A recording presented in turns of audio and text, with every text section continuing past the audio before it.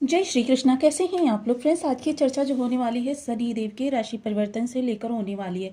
चाहे वो शनि राहु की युति हो या फिर गुरुदेव पर शनि की दृष्टि हो, इन सभी सूत्रों के साथ, क्योंकि क्या होता है कि जब हम बहुत सारी चीज़ों को एक साथ मंथन कर लेते हैं अपने दिमाग में, और क्या है इस समय सोशल मीडिया के माध्यम से राहु शनि की युति और गुरु पर दृष्टि संबंध के बारे में आपके सबकॉन्शियस माइंड में बहुत सारी निगेटिविटी डाली गई है। देखिए, जीवन जो है वो यथार्थ से परिपूर्ण है। संभावनाओं की तलाश इंसान का उद्देश्य है। इसी के आधार पर देखिए, क्योंकि शनि देव की साढ़े शादी का बहुत ही गंभीर समय और कहते हैं बहुत ही निराशामयी या कष्टकारी समय आपने बिताया है। अब उसकी शुरुआत जब आपने इतनी सारी झेली है और यहाँ पर असीमित संभावनाओं के आपके पास बहुत सारे दिन हैं, और उन दिनों में यदि आप अपने सबकॉन्शियस माइंड में बहुत सारी निगेटिविटी को अपने अंदर व्याप्त करके रखेंगे, तो क्या होगा, आपके बनने वाले कार्य भी, क्योंकि आपके अंदर नर्वसनेस इतनी ज़्यादा हो जाएगी, भय इतना ज़्यादा हो जाएगा। क्योंकि कभी कभी आप देखते हैं कि आप कहीं पर बैठे होते हैं, किसी से बात कर रहे होते हैं, इंटरव्यू दे रहे होते हैं, और उस टाइम पर क्या होता है कि आपके अंदर की निगेटिविटी आपके उस इंटरव्यू को पूरा खराब कर देती है। तो यहाँ पर ये भी चर्चा करेंगे कि कौन सी डेट आपके लिए बहुत विशेष हो सकती है। यहाँ पर ये भी चर्चा करेंगे कि आपके लिए जीवन में कौन कौन से ऐसे महत्वपूर्ण पहलू हैं या किन किन लोगों के लिए बहुत ही अच्छा समय काल ये रहने वाला है। यहाँ पर असीमित संभावनाएं आपके सामने बिखरी पड़ी हैं, जिन संभावनाओं को कह सकते हैं कि आपके लिए स्वर्णिम युग का निर्माण होने जा रहा है। ये समझना आपको है कि कहाँ से किस तरीके से कौन सा पहलू आपके लिए बहुत ही उत्तम निकल कर आ रहा है।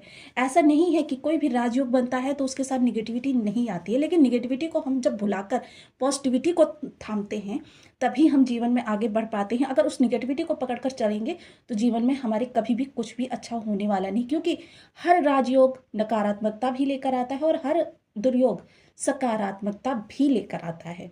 इसी के आधार पर, लेकिन इस समय पर क्या है, जो संभावना है वो आपके लिए बहुत ज़्यादा है, निगेटिविटी बहुत कम है। तो उन सभी विषयों पर पूर्णतया चर्चा करेंगे। तो बने रहिए हमारे साथ इस वीडियो में एंड तक, आपको बहुत कुछ जानने के लिए मिलेगा। वीडियो बहुत ज्ञानवर्धक होने वाला है। प्रत्येक सूत्र ज्योतिष के गहन विश्लेषण के द्वारा निकाला गया है।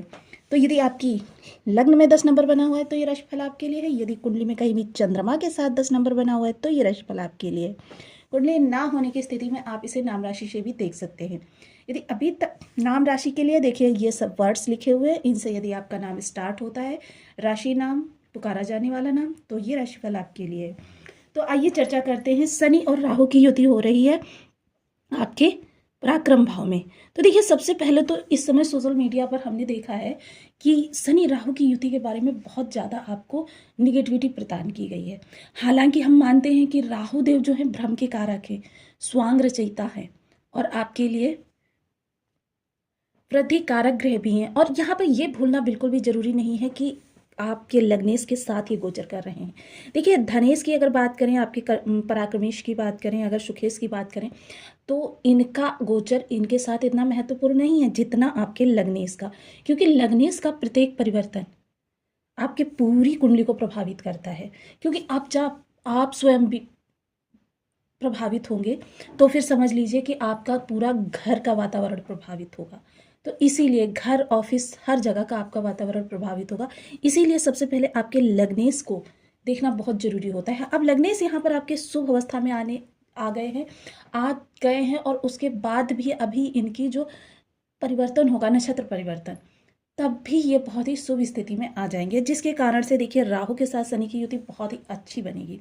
अब सूर्य जो यहाँ पर देखिए आत्मविश्वास के कारक हैं, और वहीं ये आपके अष्टम भाव के स्वामी हैं। अष्टम भाव के स्वामी का संबंध जब इस भाव से हो जाता है तो ये समय काल क्या होता है आपके लिए, आपके जीवन के लिए आत्मविश्वास को वापस लाने वाला। आत्मविश्वास क्या होता है, देखिए अनुभव की तासीर में जो चीजें आपके सामने परोसी जाती हैं, यानी जो अनुभव, आप चाहे वो एक्सपीरियंस, जिसे आप आजकल के दौर में आप लोग कहते हैं एक्सपीरियंस, यानी कि जब कार्यों को बहुत ज़्यादा करके उससे अनुभव प्राप्त किया जाता है, वो परिपक्व व्यक्ति हो जाता है। और शनिदेव की विशेषता क्या है कि आपको तपाकर सोना बनाते हैं। ऐसे में परिपक्व लोगों के लिए बहुत ही अच्छा समय है, जो किसी भी फील्ड में महारत हासिल किए हुए हैं, और उनके लिए कोई अच्छा स्कोप नहीं निकल कर आ रहा था। तो देखिए, मैंने आपसे एक बार पहले भी कहा था, जिस प्रकार से किसान खेत में बीज डालता है और 4 माह बाद उसको परिणाम मिलता है, तो ऐसे में इस समय पर आपके पूर्व प्रयासों से भी बहुत कुछ अच्छा निकल कर आएगा और नए प्रयास भी आपके निरर्थक नहीं जाने वाले हैं, क्योंकि शनिदेव यहाँ पर आपके लिए बहुत अच्छा करने के लिए तत्पर है। और राहु के साथ युति ये आपके लिए असीमित संभावना, क्योंकि राहु वृहत है, विस्तार है, विशाल है। और साथ में गुरु गुरु पर जब इनकी दृष्टि जाएगी जो कि ज्ञान भाव, तो इस समय आपका ज्ञान बेहद ही प्रभावशाली रहने वाला है, जो कि आपको नए नए आइडियाज प्रदान कराता रहेगा और आपके कार्यों को किस तरीके से पूर्णता प्रदान करनी है उसके बारे में आपके लिए बहुत ही अच्छे आपको उपाय देता रहेगा। यानी कि आपका दिमाग ही इस समय पर सर्वोपरि रहने वाला है और उसके दिमाग से निकलने वाले प्रयास, क्योंकि जब आपके दिमाग में विचार आएंगे उसी के उपरांत आप विचारों पर कार्य करेंगे। अब सबसे अच्छी बात यहाँ पर है कि आपके लग्नेश और आपके कर्मेश शुक्रदेव यहाँ पर रहने वाले हैं मई तक।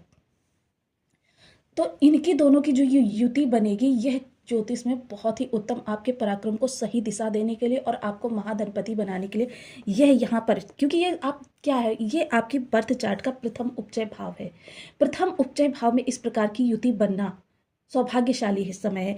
अब ये बताइए, क्या शनि राहु की युति इससे पहले नहीं हुई थी? लेकिन उससे पहले लोगों को इतना ज़्यादा इस चीज़ का सबकॉन्शियस माइंड पर प्रभाव नहीं पड़ा था। सबसे बड़ी बात यह है कि आपका सबकॉन्शियस माइंड, क्योंकि वही आपके अंदर नर्वसनेस पैदा करता है।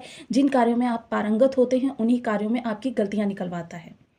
आपके अंदर एक अनजाना डर होता है, जो अनजाना डर आपको सही से अपने कार्यों की, अपनी योग्यता को सामने रखने नहीं देता, क्योंकि एक डर होता है आपके अंदर। तो ये राहु की निगेटिव चीज़ें अपने अंदर मत आप बैठाइए। जब राहु की निगेटिव चीज़ें अपने अंदर बिठा लेंगे तो फिर क्या होगा, आपको निगेटिविटी ही प्राप्त होगी। बी पॉजिटिव, यानी कि मन के हारे हार है, मन के जीते जीत। अब जब मन ने ही हम डर मान लिया कि इस समय राहु शनि आपके साथ गलत करेंगे, तो फिर राहु शनि को करने की आवश्यकता ही नहीं, आप स्वयं खुद के साथ गलत करेंगे। इस समय ये देखिए कि शनि आपको कर्मठ बना रहे हैं और राहु विस्तार दे रहे हैं, स्मार्ट सोच दे रहे हैं। राहु की स्मार्ट सोच के साथ शनि के कर्मठता जब जुड़ जाती है या अनुभवशीलता जब जुड़ जाती है, तब फिर व्यक्ति उन कार्यों को करने के लिए भी, कहते हैं ना, जिनमें कीर्तिमान वो स्थापित कर देता है अपनी योग्यता के अनुसार। अब ये योग्यता आपकी किस तरीके की है ये आप स्वयं जानते हैं। इस समय जो लोग भी बेहद कर्मठ व्यक्ति हैं और जिनको अभी तक कुछ भी प्राप्त नहीं हुआ है, ये समय काल उनके लिए बहुत ही उत्तम है, कहा जा सकता है।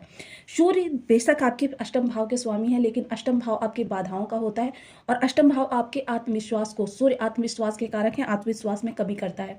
कॉन्फिडेंस जब कम होता है, कॉन्फिडेंस लेवल आपका डाउन होता है, उस समय पर क्या होता है, आप कितने भी पारंगत हो, कितने भी उसका कार्य के गुणी व्यक्ति हों, लेकिन कॉन्फिडेंस नहीं होगा तो आप अपनी क्षमताओं को लोगों के सामने नहीं रख पाएंगे।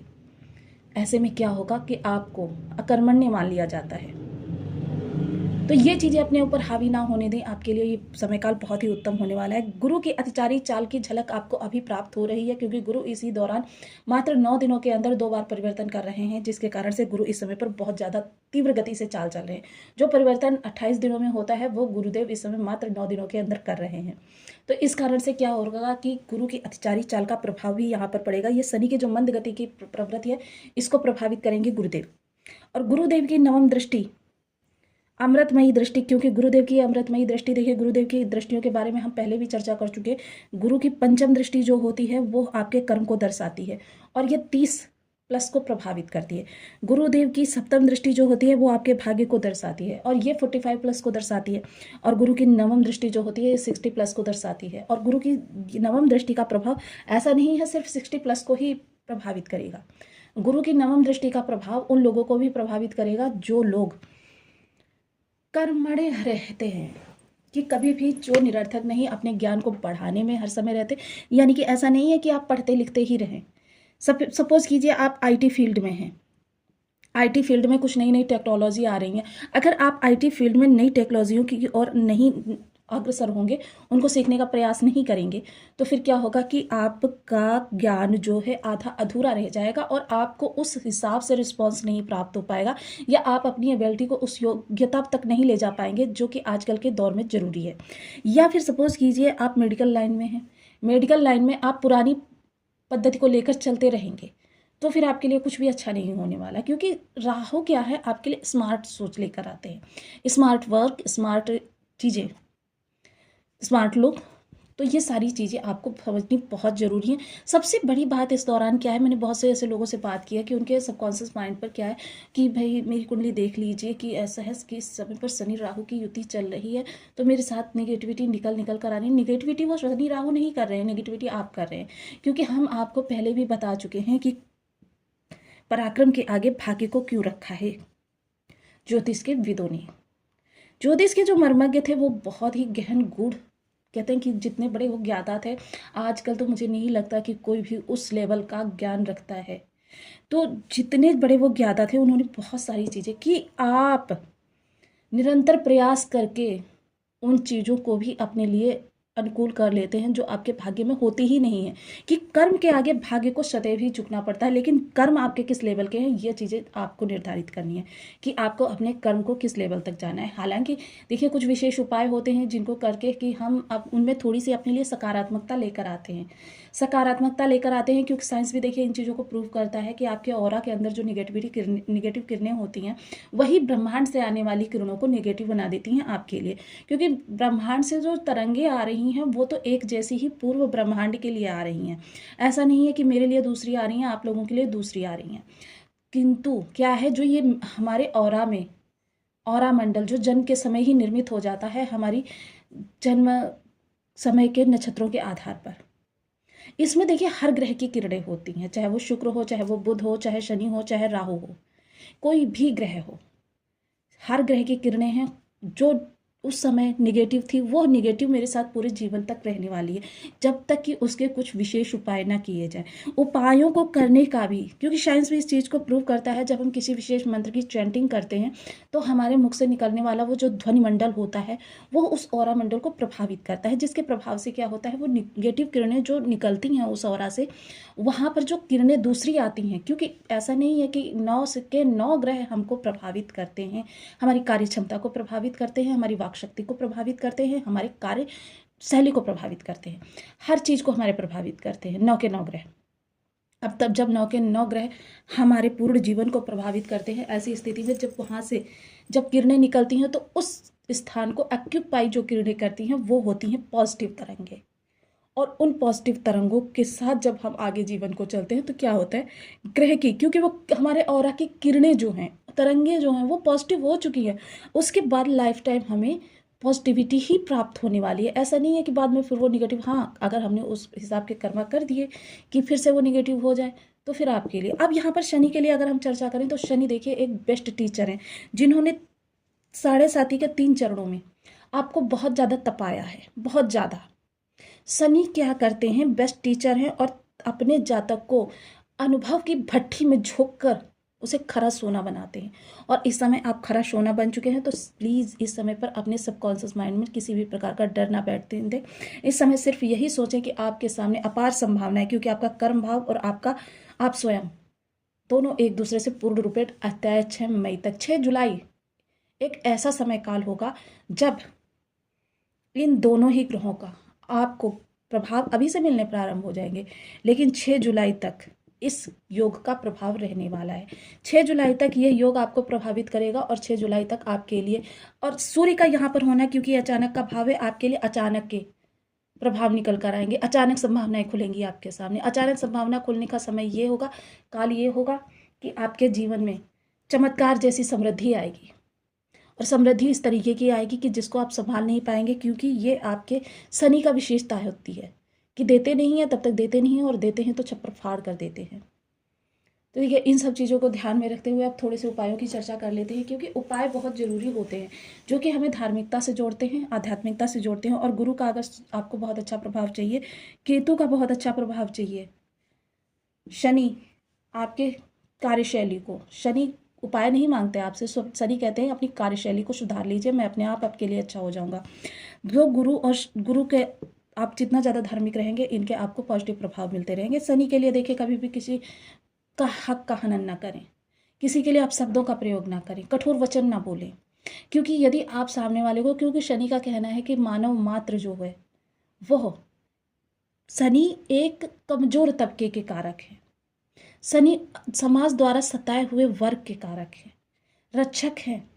ऐसी स्थिति में जब हम किसी के लिए अपशब्दों का प्रयोग करते हैं, उसकी प्रताड़ना करते हैं या किसी प्रकार से उसकी उपेक्षा करते हैं, उपहास करते हैं, इनमें से कोई भी कार्य करते हैं तो क्या होता है, शनि की हमें रुष्टता प्राप्त होती है। और क्या होता है, हमारे कार्यों में विलंबन और ज़्यादा बढ़ जाता है। जो स्वाभाविक रूप से होना चाहिए तो उसमें और ज़्यादा विलंबिता आ जाती है। राहु के लिए स्मार्ट वर्क करिए,